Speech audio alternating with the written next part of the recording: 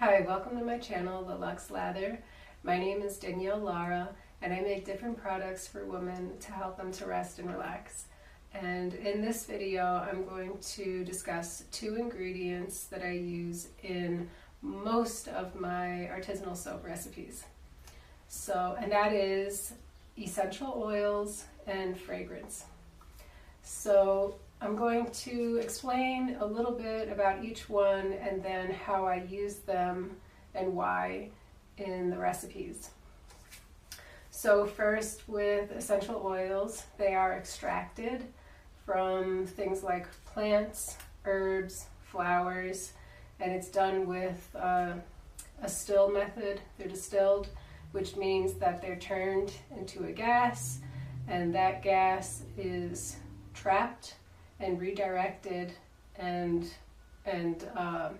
kept in a safe, sterile container to maintain purity. And then it's done in a gentle way to maintain the properties, so that we have that scent, so that we have the even other benefits that come with that besides just the aroma.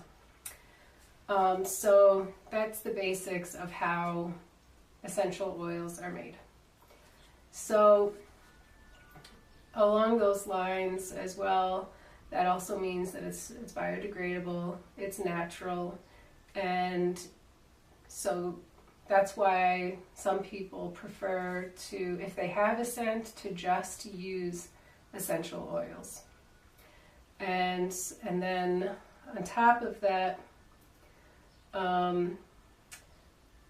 it could either be like just one kind of essential oil that's used in a recipe, or a nice blend to make it more complex. You hear people say like base notes or high notes, and that simply means that on a molecular level, the base notes, they're heavier. So you could think of it in like droplets. If you need an image, they'll be like the bigger droplets. And that's why those scents last longer and hold on to the lighter scents or lighter droplets, the notes. So that is the gist of what that means. Now, one negative thing, probably the only negative, well, I can think of another one, about essential oils is that in order to make essential oils, there's a really high harvest rate to be able to get a small amount. So that is the negative impact on the environment that essential oils can have. And another thing is, whoever you buy soap from, it's good to know whether or not they're using a pure essential oil, because sometimes it can be mixed with things that you're not getting as good of a quality as you could. And well, another thing is that along with the harvesting is the quality of it will be influenced by each harvest. So it can make it more inconsistent, but most people probably wouldn't even pick up on that. So it's still a beautiful thing to have, a beautiful ingredient to have in your soap. So now fragrance is synthetic, so it means it's not biodegradable like essential oil. And it's made differently. It's a mixture of different chemicals. So that can include aroma chemicals with natural ingredients like essential oils, extracts, and resin. And there's a lot more ingredients that go into making fragrance. So that could be as small as 80, and then if it's like a luxury perfume fragrance, it could be 5 times that amount.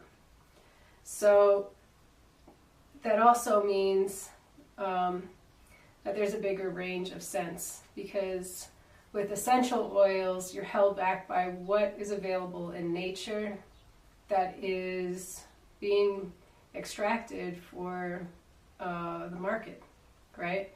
But with fragrance, they don't have that limitation to them. And so Another thing with fragrance is that it doesn't have the high harvest rate like essential oils do. So in that way, it has a positive impact on the environment.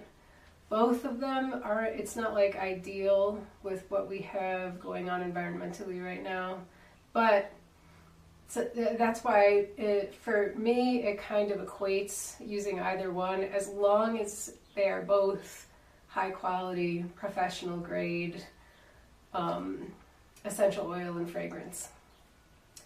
So now, just like I gave like the gist of what it means on a molecular level of like with the base notes and why that lasts longer, because it's literally heavier. It's just on a very microscopic scale.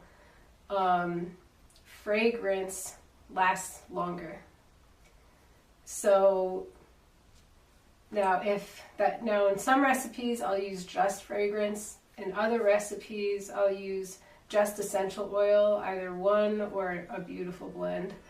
But in other recipes I like to use both, because when you use both essential oil and fragrance together, the scent lasts even longer, because the fragrance will the way they interplay, it will go further. So essential oil tends to fade faster on its own, whether or not you have a base note. But when you mix them together, then you can have that scent longer. And as long as they're both professional grade, because you need that with either one for safety, to have a much less likely chance of having a reaction in your skin, because that could happen whether you have professional grade or not. You know, it's just the way your chemistry is with those ingredients. So that's the gist of how I can explain both essential oil and fragrance, and how I use them in my ingredients. And then along those lines with sensitivity, here in New Mexico, I've noticed here more than anywhere else I've lived that people have more allergies, and it's usually toward fragrance.